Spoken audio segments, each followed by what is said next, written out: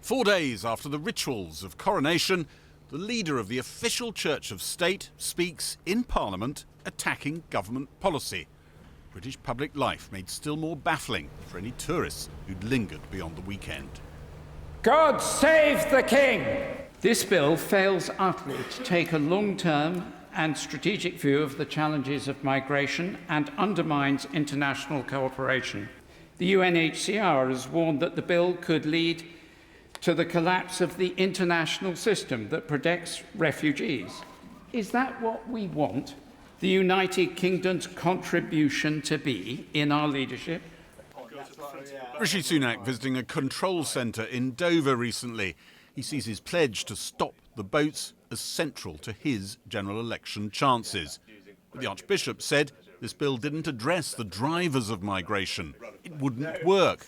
It was narrow and morally wrong. It is isolationist. It is morally unacceptable and politically impractical to let the poorest countries deal with the crisis alone and cut our international aid. The Archbishop said he'd be tabling amendments to change the government's bill. Some government supporters queried his moralising arguments. It is our moral obligation to stop them, to bring an end to the unimaginable pain of mothers and fathers watching their children drowning off our shores in the Channel. And no amount of hand-wringing or bell-ringing is going to do that. I beg to move. The question is... As a government minister finished making the case for the bill, some peers said shame. Just after this picture was taken, Theresa May was seen shaking her head. A small number of Tories supported the Archbishop's attack. This bill, building on the Nationality and Border Act, does not only prevent people who arrive on small boats from accessing the asylum system, it prevents the people who arrive by perfectly safe methods, even those who come with a visa, from claiming asylum too. In practice, it closes down the UK asylum system. The Archbishop's intervention has added to Rishi Sunak's difficulties in getting his bill through the Lords before the summer break. He won't mind the added attention to a policy he's put centre stage, but he would mind seeing the bill seriously diluted. Well, a short while ago, I spoke to the Immigration Minister, Robert Jenrick. Minister, when did you become a higher moral authority than the Archbishop of Canterbury? Well, look, we listen to the House of Lords. They're playing their constitutional role as a revising chamber. But we believe that the British public support us in our efforts to stop the boats and secure our borders. But he said it was morally unacceptable. Well, I respectfully disagree with the Archbishop in this regard. I don't think there's anything moral in perpetuating the trade of the people smugglers and the human traffickers. And the only way but he's not saying that. Well, the only way that we will fundamentally break their business model is if we create a situation where if you come here illegally in a small boat, you won't find a route to a life in the UK. And that's not the only way. It's one way behind the bill. But I mean, come back to the moral question. This is a very serious charge from a man with great moral authority in the country. On Saturday, he was crowning the King. Tell me why he's wrong. Well, because I don't want to see tens of thousands of people put into small boats by people smugglers and human traffickers then open some and safe risking routes. their lives in unnecessary and dangerous journeys. And the only way that we will stop that once and for all is if we create a deterrent. If this was easy, if there were simple solutions, we would have done them Well, why already. haven't you opened safe routes? We have opened safe and legal What is the safe routes. route from Sudan, where people are frightened for their lives right now?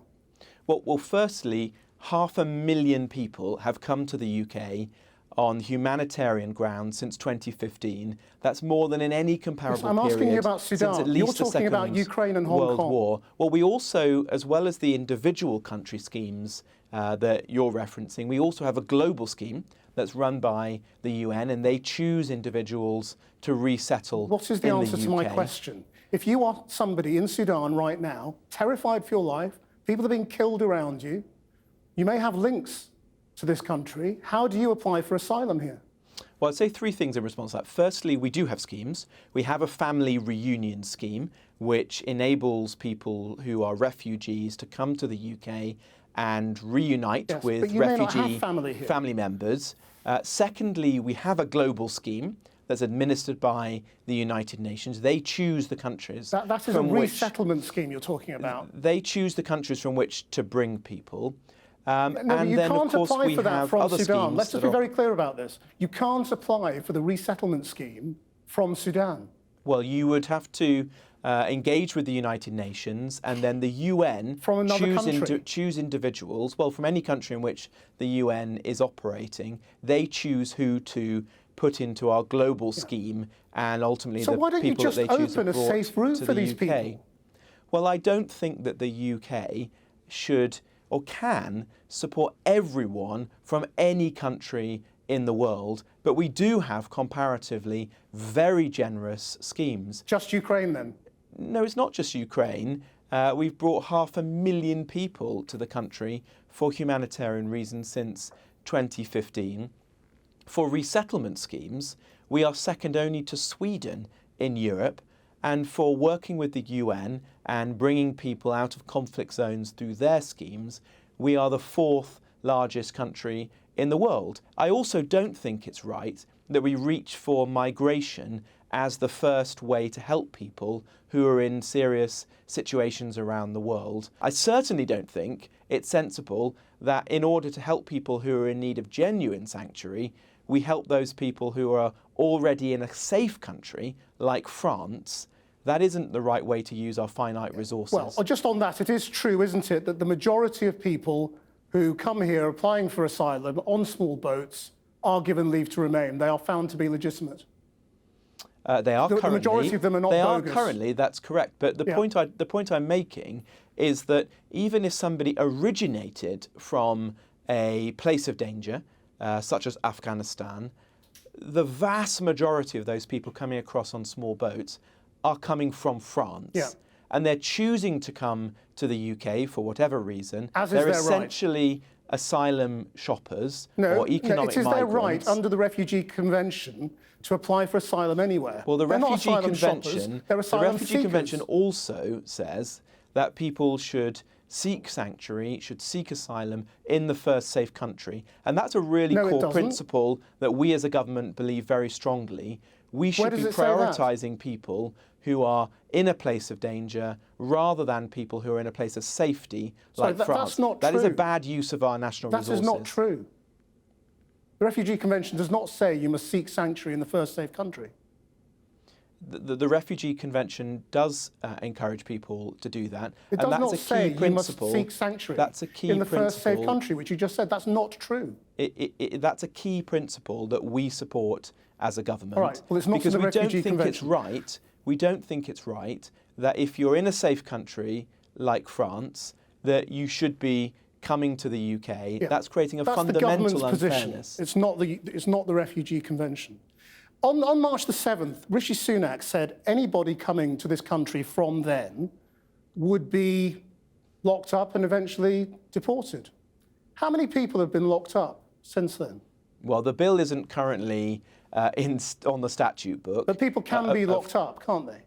Well, you can't do that until the bill has passed through Parliament and gained royal assent. As soon as it is, then of course we will set out to apply it. So Creates an thousands important of people have come since position. then, haven't they? I mean, are they being put up in hotels at the moment, or are they being detained? We don't currently have the powers to detain people for more than 96 hours.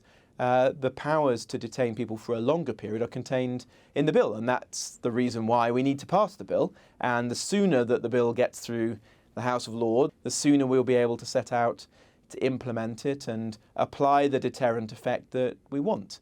Robert Jenrick, thank you very much indeed. Thank you.